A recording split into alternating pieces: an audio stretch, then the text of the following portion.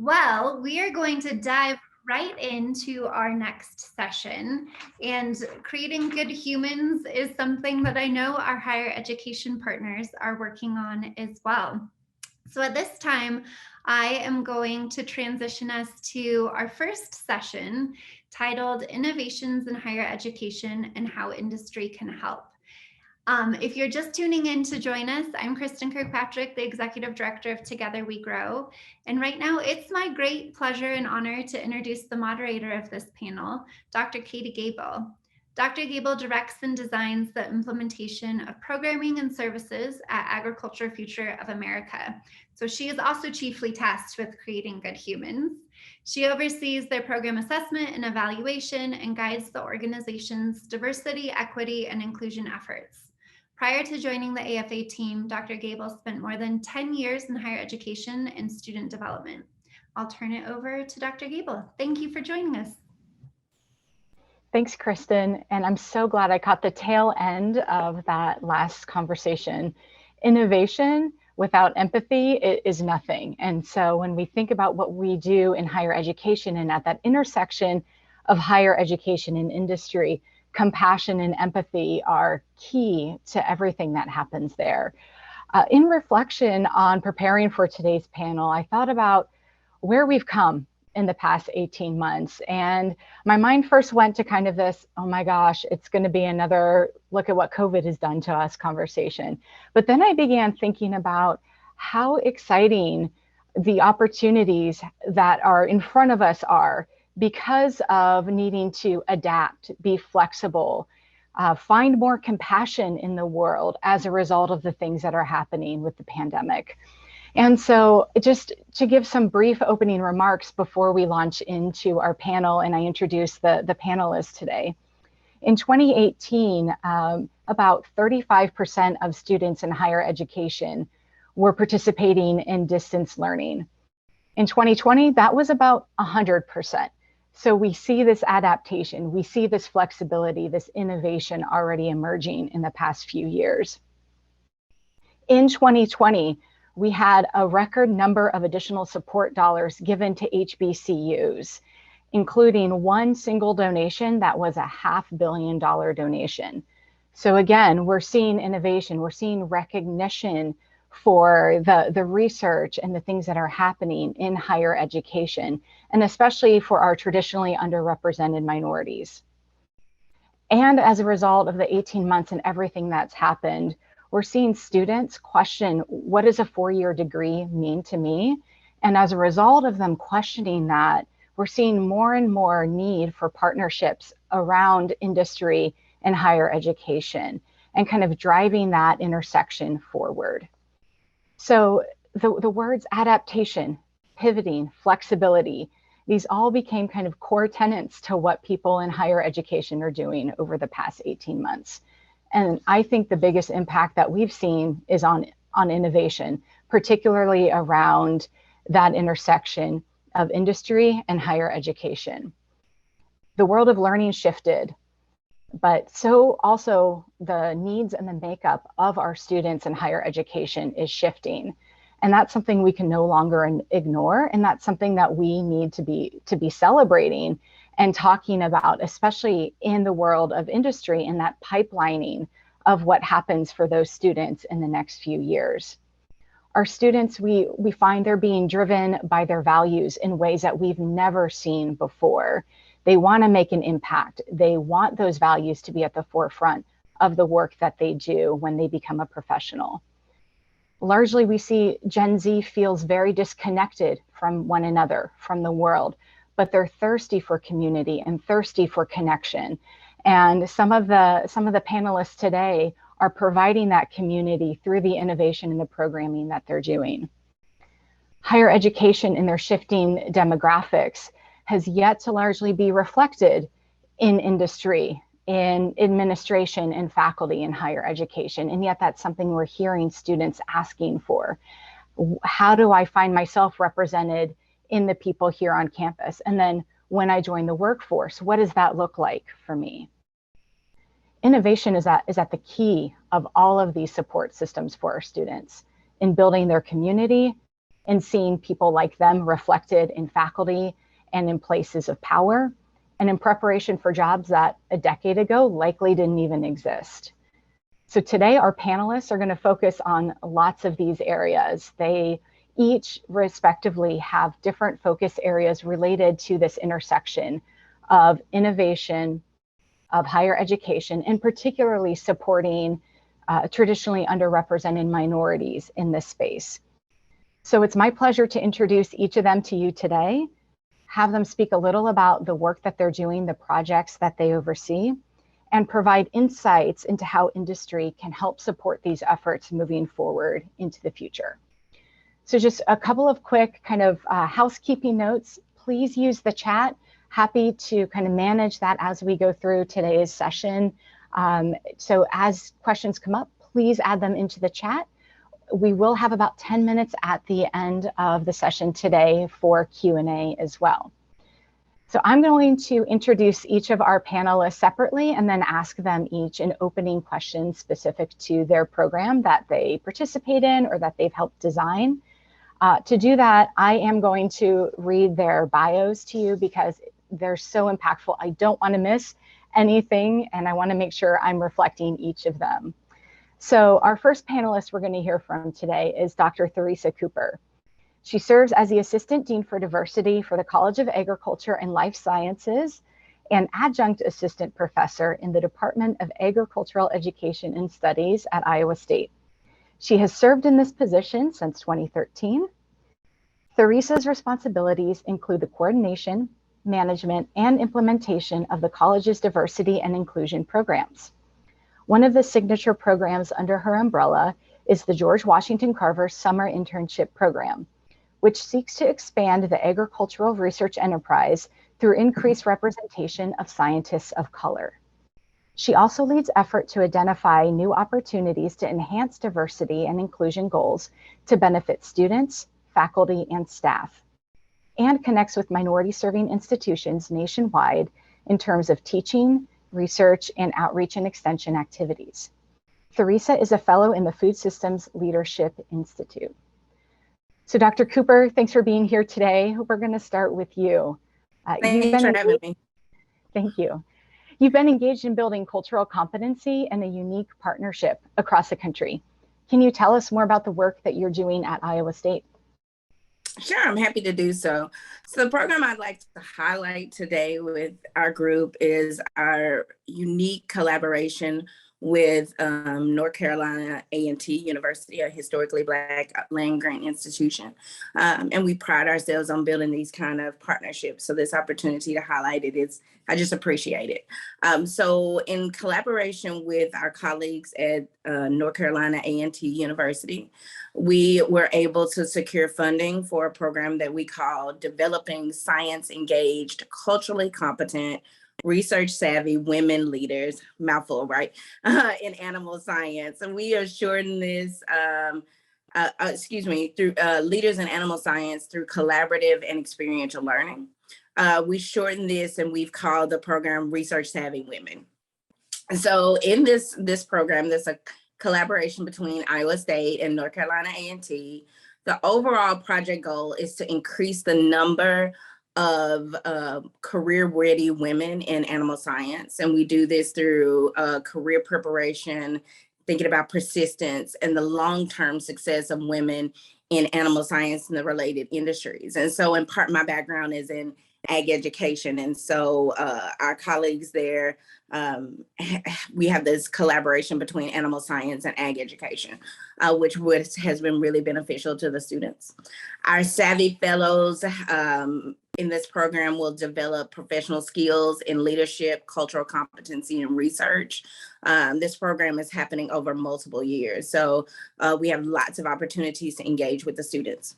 During the sequential summers that the program is happening, the fellows will spend time in modules that we're doing some assessment and training for enhancing their cultural competency skills, leadership, communication. We're thinking about responsibility of conduct and professional behavior. Overall, we're hoping to get these young people excited about science and really being able to affirm their identities and hold space and agency as women in science and what that looks like. And so it's exciting to engage with them around those conversations, especially in spaces where women might not always be at the forefront of industry or in the labs, or as we think about corporate structures, who are we holding up in those spaces? And so this has been a pivotal time for these young women in the program to really just do some self-actualization work, right? So we're doing the soft skills building, and we're also kind of really elevating their science identity and helping them engage and really fall in love, I think, with this idea of science and science with practice. The intention, so COVID threw us for a loop. The intention was to have this program. It's an overall 6 weeks, and the students would spend 2 weeks traveling between the campuses over the course of the summer. So North Carolina A&T 1 week and Iowa State the next week, so that we can build kind of a community of scholars and build these practices and learn about the resources and facilities on each of the campuses. However, given COVID, we weren't able to do that. And so we spent 2021 in the virtual space. But this summer, so in summer of 22, the plan is that all the fellows will spend 2 weeks learning and growing together in the same location while traveling to the partner institutions. And this will be followed by 4 weeks of activities based in their home location. A special experience will be that the participants will get to attend a regional or a national conference. So the conference that we had in mind and they actually participated in virtually was the National Conference on Race and Ethnicity, which was a great opportunity for them to still engage in conversations around science and how we build inclusive practices and what that might look like in their respective fields. So I think that was a unique opportunity for them. And also during the time that we're together, so ultimately over the 6 weeks, we invite industry representatives that can come in and speak to what it's like to hold space as a woman in these fields, right? And talk to us about their unique experiences. And so that's been pretty important as well. And I think once we are able to move this program to in person, we'll be able to benefit from corporate partnerships that we have local to Iowa State and local to North Carolina A&T, and do some more kind of immersive experiences with those companies. So really happy to answer any questions that you all might have around that program or any of the other work that I do. So again, thank you so much for having me in this space. Thank you, Dr. Cooper. Thanks for the great introduction to your program. I was writing down some key words: community, soft skills, agency, and that connection to industry. These are all things that we're really hearing as far as kind of the crux of innovation in this space in higher education, and both what the students are asking for and how we're pipelining them and setting them up for success when they enter into that space as young professionals. So thank you. I'm going to introduce our next panelist, Dr. Gaines. Dr. Todd Gaines is an associate professor in the Department of Agricultural Biology at Colorado State University and the director of the International Weed Genomics Consortium. His specialization is in molecular weed science and functional weed genomics. He grew up on a wheat farm in Colorado and completed his PhD in weed science at CSU, followed by postdocs in Western Australia and Germany. His research goal is to support sustainable weed management in cropping systems.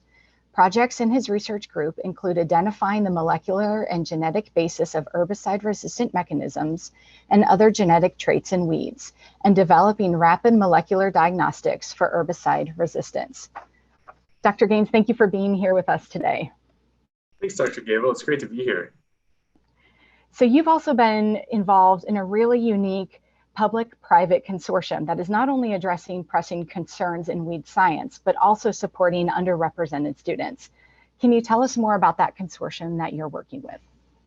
Sure. I'd like to start by saying, Dr. Cooper, it's just really impressed by the program you're talking about there. And I think in so many ways, you're doing what we are kind of talking about and hoping to get to. So I hope we can keep in touch. It just sounds most fantastic. definitely. Let's do it. Let's do it. Yeah. So we, with the International Weed Genomics Consortium, we're working on weeds as, species that are problems in so many different settings.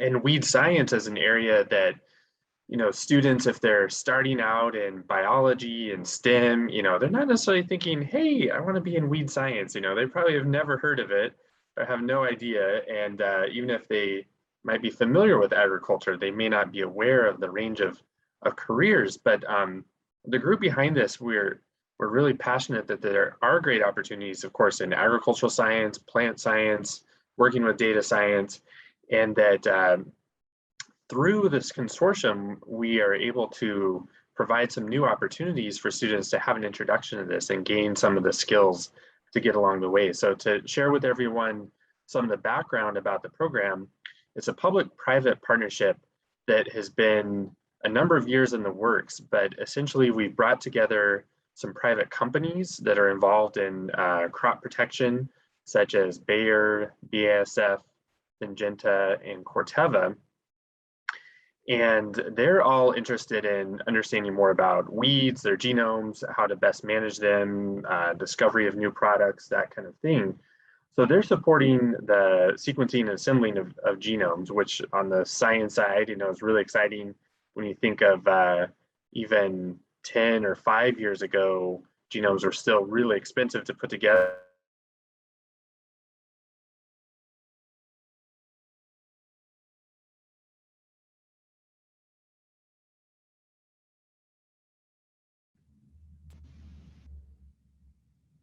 And networking. So help bring people into this field, give them the skills and knowledge of what's possible, and introduce them to where there are careers, and particularly in industry as well as academia. So again, I've told you about the private side. On the public side, we have 15 universities and counting, both in the US and internationally. And we have matching support from the Foundation for Food and Agriculture Research, FFAR. And that really bringing that on allowed us to expand from our initial goal of let's get these genomics resources and do some training to we can really ramp up this training. So again, what we're looking to do is broaden our recruiting and the people who will find out about these opportunities and ensure we're getting people from underrepresented groups to apply. I've also have spoken with North Carolina A&T University, and we're talking to groups as many as we can to bring in more applicants beyond those who we might have spoken to in the past to again broaden who can participate. And what this will be, the main opportunity is a research experience for undergraduate or REU type of experience. And this links to Michigan State University with Dr. Tyler, where there's a great established plant genomics REU program funded by the NSF. And so we're kind of building on with that. They do great stuff with student opportunities for, that team building, that cohort, lots of trained activities, give talks about what they're doing, talk to different scientists. So the people there, they'll have their opportunities specifically working on weeds with these weed genomes. So projects that might have an international connection or something in the US, whatever it might be.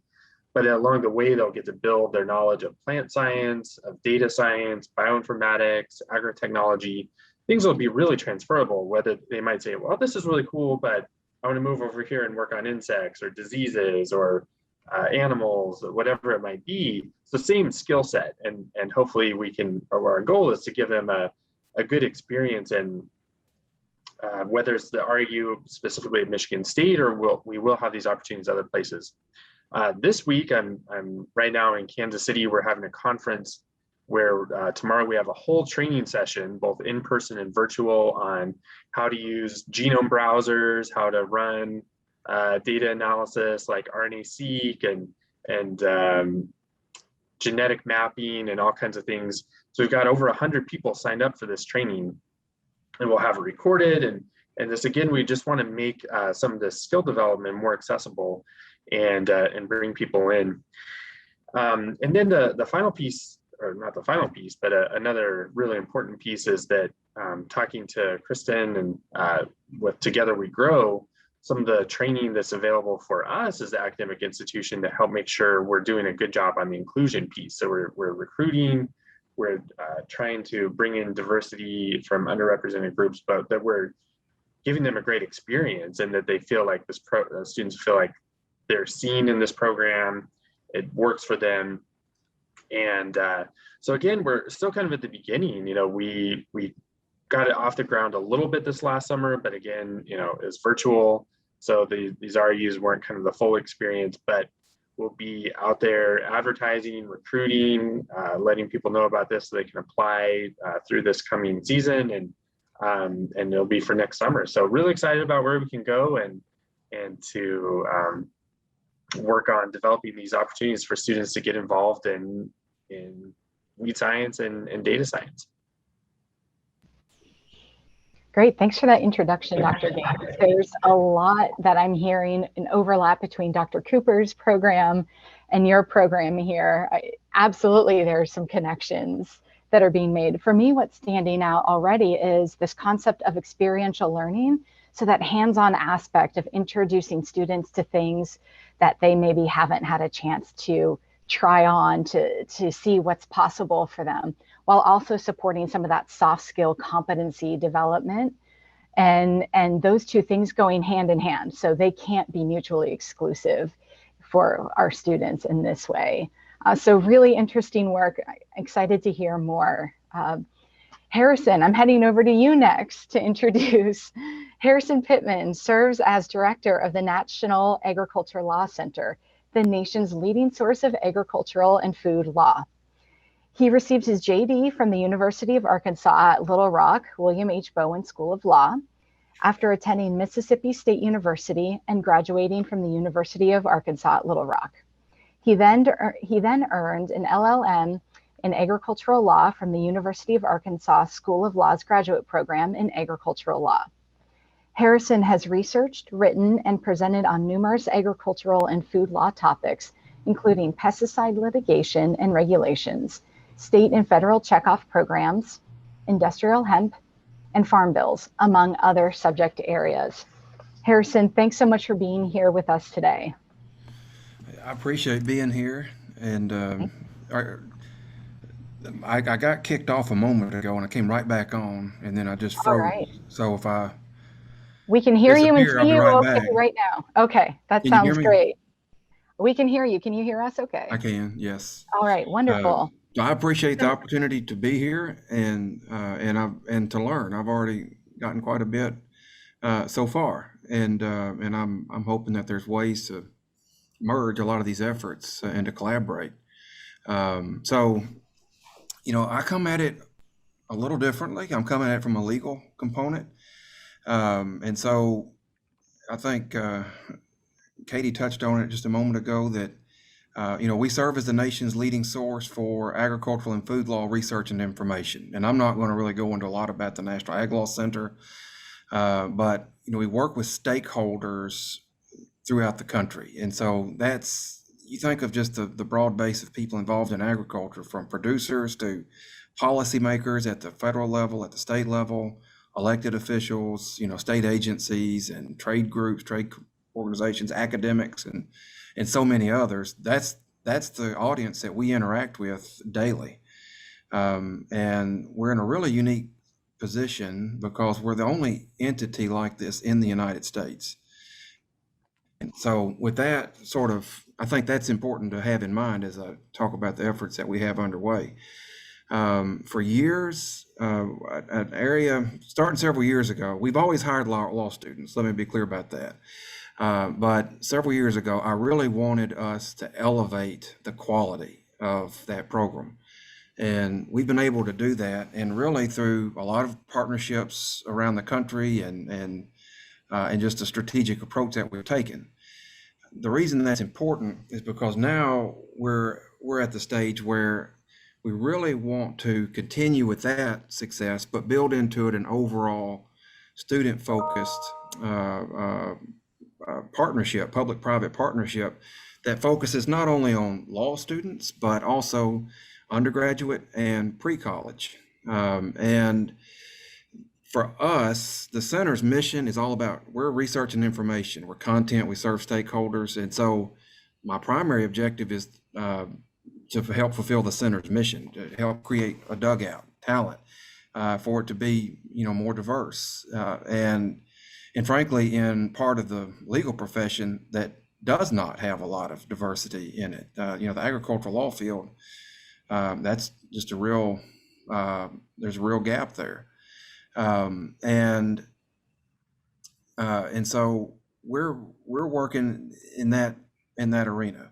And so partnerships with law schools, partnerships even with law firms, other private entities in terms of internships, career development, networking, and really hoping that we can reach out even into a world of students that, say, at the high school level who really aren't thinking about law.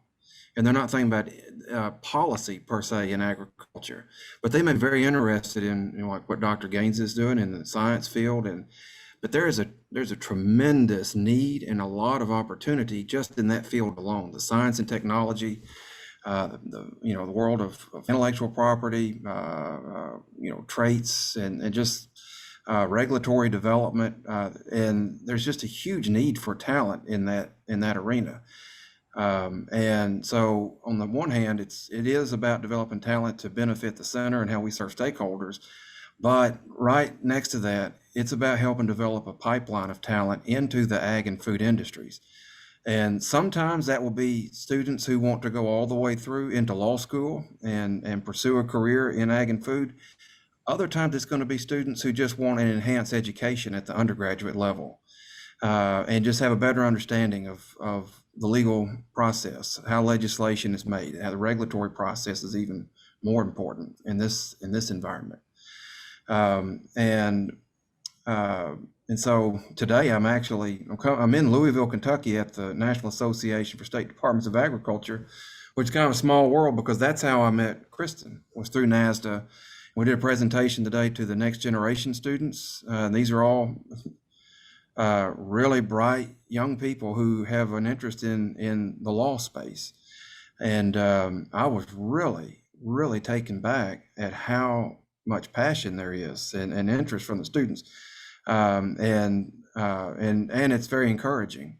And that's the kind of thing that we really want to build out. We would like to get to a point where we're doing, maybe like a week-long orientation for each of those phases of sort of introduction to agricultural and food law, where these students have the capacity to network during all this time. Because I think for the ag industry, I think it's an extraordinarily difficult industry to network into. It takes I've had a great benefit. I get paid to do it, and I've been at it for 20 years. But it's not easy, and so I think when a young person's interested, it's that much more important that the industry reach out to them and really help show the way forward, because otherwise it's easy to get discouraged. And it's not hard to network in because it's unfriendly or unkind or anything like that. I think it reflects how complex the industry is, the ag industry and the food industry as a whole. And there's just parts of it that, while they interrelate, they don't necessarily connect day to day with each other. And so that's kind of a 30,000 foot view of what we're doing. I could say a whole lot more, but I'll stop there and make sure we have time for everybody. And I'm looking forward to questions. Thanks so much, Harrison. A couple of things that stood out for me, just that unique perspective of how industry needs to play that role in reaching out to our students. More and more, we're seeing students who aren't coming from agriculture backgrounds, who are removed from that conversation. And it's so important that instead of acting maybe as gatekeepers, we act as the opportunity to open up and to show possibility in that space. And I think that's a great call to action for industry to hear, that we're getting folks from suburban and urban areas who are asking some of these very critical questions in ways that we maybe haven't seen before. And so that response to that call is, let's open this up and let's have some dialogue around this and be open to these students. So Harrison, thank you for calling that out. Excited to learn more about what you're doing and your perspective in this. I'm going to shift over to our final panelist, Dr. Quentin Tyler. Dr. Tyler has served as Associate Dean and Director for the Office of Diversity, Equity, and Inclusion since 2018 in the College of Agriculture and Natural Resources at Michigan State University. He also recently took over leadership of Michigan State University Extension. Dr. Tyler's focus is on supporting and enhancing Michigan State University Extension's traditional programs that have made the organization a national leader, but also looking toward innovative and creative ways to reach out to new audiences under the mission of improving people's lives through extension by bringing vast knowledge resources of Michigan State University directly to individuals, communities, and businesses. Dr. Tyler, thanks for joining us today. Appreciate you being here. I'm glad to be here. You wear a lot of hats in your role at Michigan State University. Tell us about the numerous ways that you're innovating your support for students and building cultures of inclusion. First, I think, first I want to say I'm glad to be here, but also, Harrison, I'm very jealous of you that you're in my home state of Kentucky right now. So shout out to Kentucky, for those folks out there. But, to your point, I think it's important to create spaces, learning spaces for students, faculty, and staff. And that's what we tend to do at Michigan State University in particular. One of the things that we do is require training for all of our faculty, staff, and students. And it's very important to have that training because you want folks to have a common language. So when you talk about diversity, equity, inclusion, it's important for folks to be able to recognize it and what it feels like. One of the particular things that we've done in my office is, centered around this whole idea of belonging. We want to create a sense of belonging to students where they actually can see themselves here, but also see themselves successful. So we have this called a You Belong Here campaign, where faculty, staff, and students can show, what makes them belong here at Michigan State, and particularly the College of Ag and Natural Resources. In addition to that, one of the things that we do is that faculty, staff, and students can nominate each other and those folks, who create a sense of belonging. So again, we have faculty, staff, and students all engaged in this particular process. One of the things I feel really proud about is giving voice to the voiceless. And what we recently did is what we created was a culturally inclusive college sharing forum. So under that forum, faculty, staff, and students can share positive behavior as well as negative behavior, at your fingertips. And one of the things that we do as a result of receiving that positive behavior is recognize those folks that are creating an inclusive environment.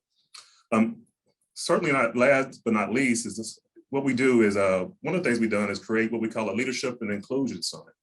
And this is an opportunity of 100 or so of our folks to spend a day and a half with an outside partner learning how to be inclusive in terms of their work. These faculty and staff are nominated by the department chairs and their unit leaders, so they recognize the importance of it and they're supported in their respective roles. So you're engaged in truly unique and authentic dialogue. And last but certainly not least, one of the things I feel really proud about is just recently, we wanted to create, again, a virtual space in which people can have questions and also make mistakes. So we replicated actually a building here, me and a faculty member created a virtual reality space, replicated a building here on campus, created 6 avatars that represent students. And you go through several scenarios of microaggressions and bias. So you have an opportunity to actually respond to this. And we, as an ODEI team and staff, we have dialogue with the folks, what you can do better and also how to move forward. So again, we take a 360-degree approach of including everyone and making sure everybody has a seat at the table and feels welcome in a sense of belonging. Seeing a lot of head nods right now. I think that resonates with any of us in the space in higher education, or if you've worked in higher education, that sense of belonging, it retains students, it keeps them there, and it shows them, again, back to the previous point, the possibilities that lay in front of them. And that sense of belonging, the onus isn't on the student in that space. The onus is on the institution and the faculty and the administration to help create that sense of belonging and that space where the students are being seen and heard. So I'm excited to hear more about these programs that you're creating, Dr. Tyler. And this segues really well into my first question for the panel. So students are at the center of your programs, of everything that you're doing. What are the common threads that you hear from students when you're interacting with them or working with them in this space?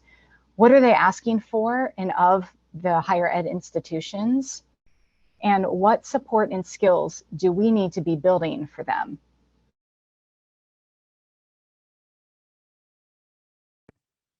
So I'll take a stab at it first, and colleagues, please chime in or tell me I'm wrong, right? So one of the things that I see happening at Iowa State with our students, again, it's this whole sense of belonging, right? Like everybody wants to be recognized and they want to be seen in the authentic ways that they show up on the campus. So I think it's fair to say for a very long time that and I'll speak only to land grants because that's the system I've been in, have really focused on this colonized way of learning. This way that at least in agriculture, we're centering traditional ways of knowing, but really in this kind of not indigenous ways, but these kind of colonial ways of thinking about agriculture. And it's been centered in this kind of white male heteronormative space, when we know that as we engage with difference in these agricultural spaces, we have people who are coming from all walks of life that are entering these conversations, right? We have our urban students, we have students of color, we have students who are differently abled, we have students who represent LGBTQ populations, and everybody is looking to be seen and to be recognized in these spaces. And so what does it then look like for us to create not only this sense of belonging, but inclusivity in our classrooms, inclusivity in our practices and how we engage with them? I think it's important that we think about a respect of these different ways of knowing. So how then, as educators, administrators, do we center the people we're trying to serve with intention and purpose?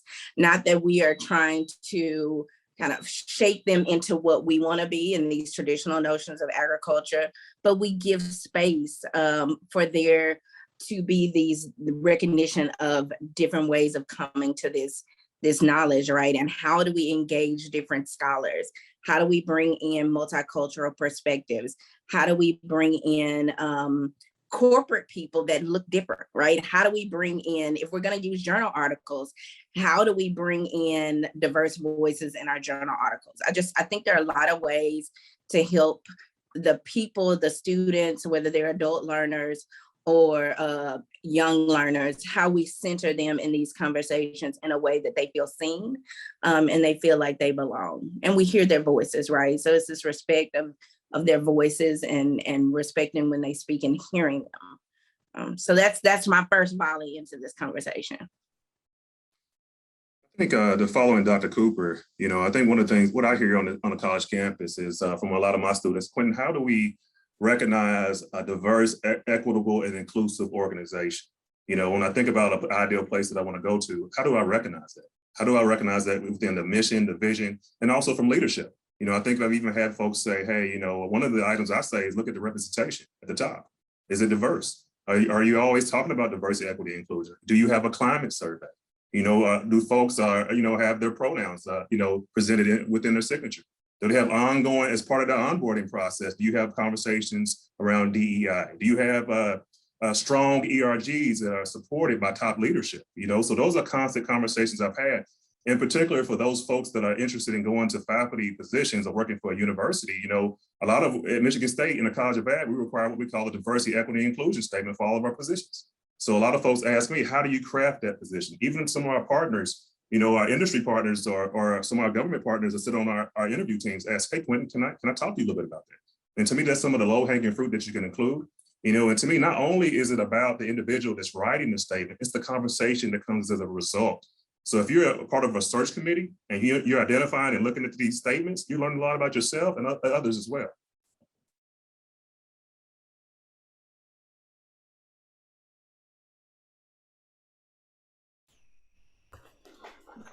Some of the, of course, again, I'm coming at it from maybe a different lane here in the legal field. But, a lot of the students, it really boils down to, they want to know how to get prepared to apply for law school. What are the steps, real basic, approaches, and then what are the best practices for getting yourself in a position to have a successful application to be admitted to law school. And and so, a lot of that, it's, like law school admissions test. Anybody going to law school's got to take that. You know, it's one person's opinion. I really regret that, in the legal profession, so much is put on one test. And it mixes with the GPA. And by and large, those are the two most overwhelmingly predominant factors from one law school to the other as to whether a student is admitted or not. A high GPA and a high LSAT score. And, so, I encourage students on that, like, there are proprietary services that can help you be more competitive and to be a better test taker. That's not something that I did. I wish I had. But I mentioned a moment ago, like our undergrad effort, like in Arkansas, one of the things we're doing is really focusing on providing some LSAT training, and basically providing the funding for students to go through one, proprietary service. And then the other is more, it's important, but in a way more abstract. It's, really what are the opportunities? What types of things are available? What's realistic? And those are the two areas that I encounter the most, with young people looking at, the legal field.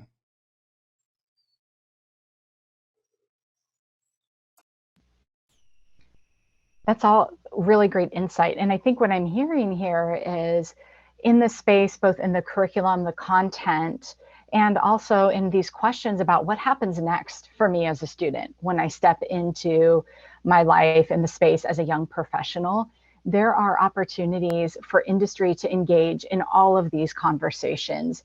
And actually, these are ways that industry can impact that future pipelining into the workforce, again, by demystifying this process of like, I don't even know how to go to a website to look and see what I need to find out about an organization if my values are reflected in that organization, or if my identity will be welcomed at this organization. And so what I'm hearing is kind of this, again, a call to action that industry, this is a space that they can step up and provide these things for students, have these conversations, make it more accessible for students who are interested in seeing those values and their identities reflected and represented in that space that they're stepping into after college. And I think this brings me to my next question of, if you were to ask industry how they can continue or how they can support either the programs that you're currently working in with underrepresented students, or how they can support maybe more holistically some of these conversations in higher education, what advice or what ask would you put out there to industry? So you saw that I muted myself first because I definitely believe in collaborations. I think, one of the things I would say here at Michigan State, we have 3 pre-college programs. And, with cuts in funding, we're only able to offer a certain amount of spaces. So to me, to invest from that standpoint. And then also one of the things that we do here at Michigan State is that we do have a leadership and inclusion summit, as I mentioned, but that's actually sponsored by some of our industry partners. And to me, we open it up so we can learn together and we can grow together. In addition to that, one of the things that I recommend and we do here is have collaboration in terms of positions. So how can you collaborate in funding positions, not necessarily just for DEI, but just positions in general with a DEI focus, whether it be on research, teaching, or extension. And last but certainly not least, again, I think, it's a great opportunity to learn from us, about the challenges that our students are experiencing after 5. And I'm going to reiterate that, after 5 o'clock, because the environment at the organization can be great, but that student has to go home. How is that community being so supportive? How can you recognize that as a leader?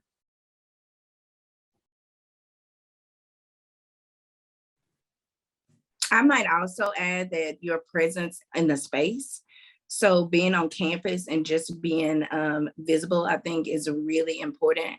I think helping and supporting us as we make the case for DEI on the campuses, because sometimes it doesn't always transition, right? So you have folks like those of us on this panel really fighting, advocating for DEI, but there's that kind of bridge or the lack of connectedness where they can make it be meaningful or make sense to them when they get in industry, or they'll only want to focus on it once they get into entry-level position A. B or C, whatever, at your companies. And so if it doesn't translate for them, or it's not really kind of a visible component of their experience, I think we are missing some of those parts. And so if we can do, like Tyler said, those collaboration experiences beyond companies coming to campus because they want to recruit for the career fair, at the career fair. So we'll typically see you all during career fair time, but how can we think about engagement differently? How can we build out really intentional partnerships that engage around the DEI space? And it can be diversity or equity or inclusion, right? Like a lot of times we try to couch these together, but let's think about them individually and then create this holistic, program maybe. But I think there are a lot of ways that we can collaborate, and not gonna say because everything Dr. Tyler said, ditto Iowa State, but really just getting you in to help support us as we make the case for the importance of building inclusive communities, and also the importance of thinking from a global perspective and a global mindset. And how do we start them in this mindsetting process early on in their college careers? Like, could we bring industry in during freshman orientations or whatever? And are there opportunities for us to have partnerships and touch points, whether it's mentorship or however you want to name it, throughout their, matriculation into the program, instead of just kind of the intentional, we're part of the university team, we'll be here on career fair day. I wanted to second everything that's been said and add that in the Genomics Consortium, we have an opportunity with these different companies involved that we're in discussions how to do this, but to provide opportunities for students to go to the company, maybe to the campus, or kind of job shadow and understand what does that job look like, and how did someone end up in that job? What was their path? Did they go to graduate school? Did they get a master's degree? Do you have to have a PhD?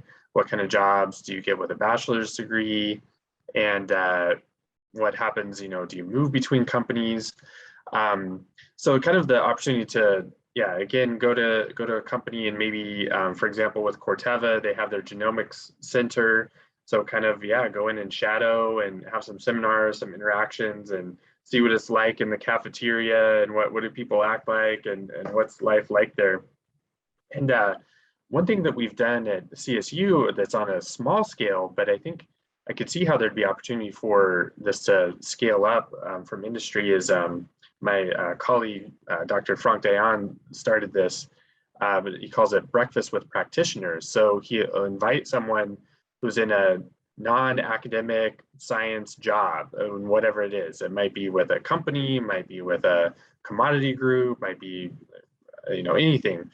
And it's just really informal, but when it was in person, they come in and have some breakfast with the students and answer some questions such as, what do you do? What was your path to get there? And what's something that you wish you'd learned in college, graduate school, that you didn't?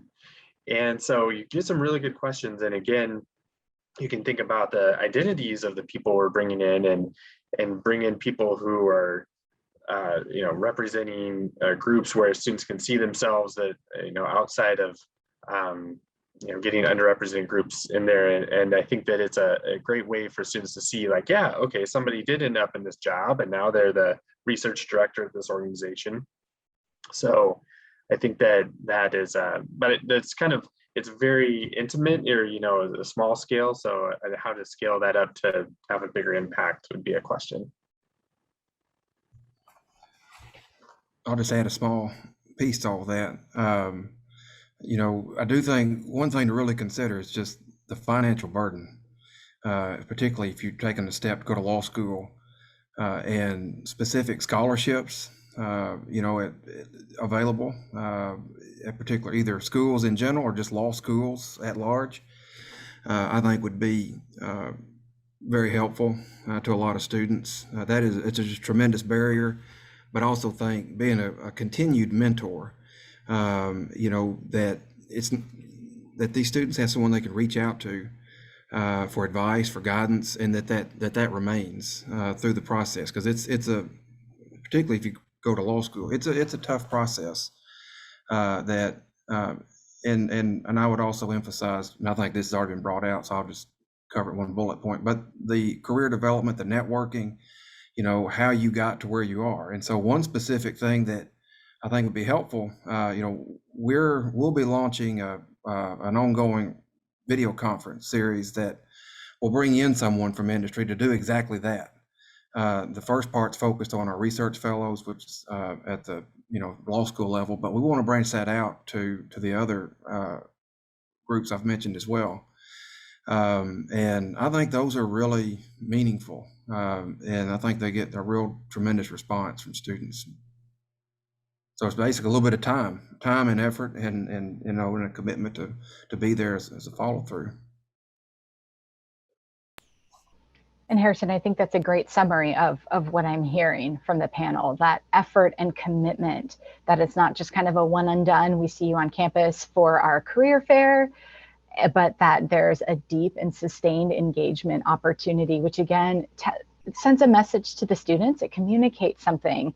We talk about community, and oftentimes people forget about the fact that higher education and colleges and universities exist in a broader community, and that our industry help make and shape that community for our students. So the more that community can overlap and there isn't an isolation between what's happening on campus and what they're stepping into, the more the students can know what to expect when they become those young professionals in that space.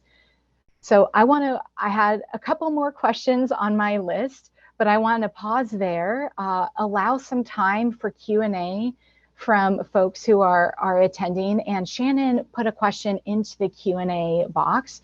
So I'm going to read Shannon's question out, and we'll just start there. Thank you for sharing an overview of your programs. Great work. Scholarship around the science and ag, this is usually my own ad, pipeline suggests that it is critically important to prepare the faculty and PIs working with historically excluded student groups prior to recruiting students. Please, how are you working with faculty, PIs, attorneys to ensure that the students are entering a space where they will be welcomed as themselves?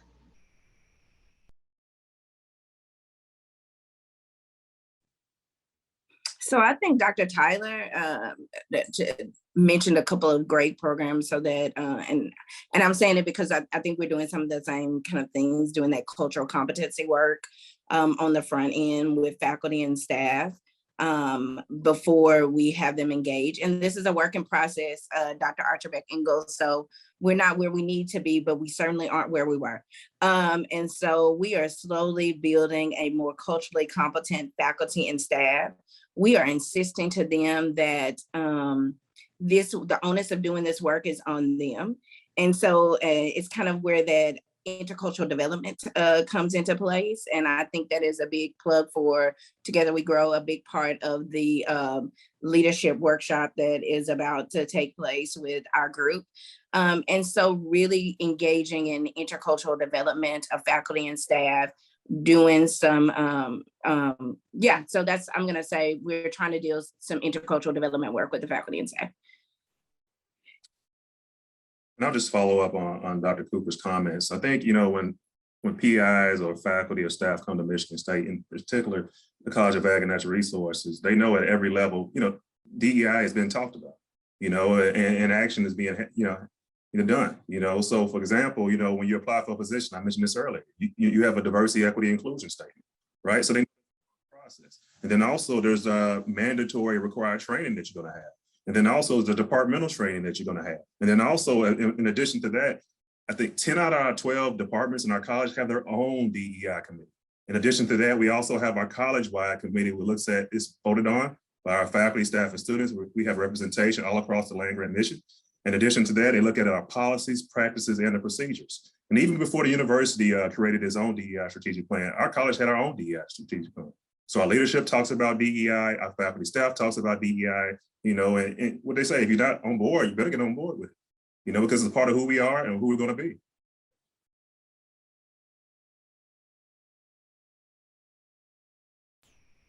Really great examples. Thank you. We have one more question here from Aaron. What communication mediums are suggested for companies to connect with students to bolster on-campus communication? Examples, LinkedIn, Instagram, etc. So what have you seen work for students? How do industry begin to get connected and then sustain or maintain those connections?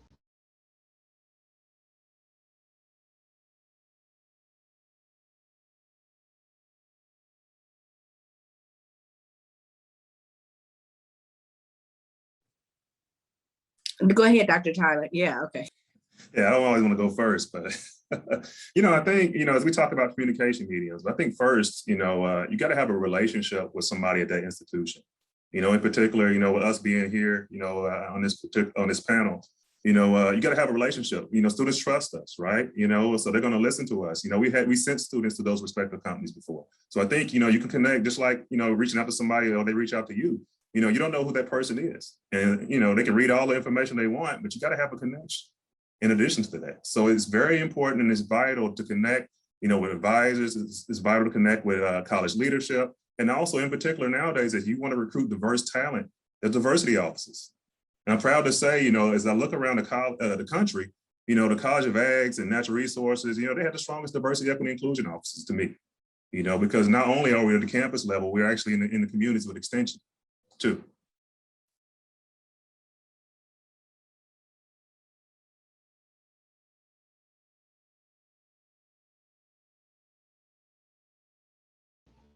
Any other thoughts? Okay. Dr. Tyler, I would echo just from my own personal experience with higher education, making those personal connections, they matter. And so the more that you can have some of those personal connections, either to a department or to the administration in the College of Agriculture, or even to, if there's a head advisor in the college, they can help direct you, but really act as that initial connection point. But again, it's all about making those relationships and then kind of working with them to determine each school, in my experience, kind of operates in different ways.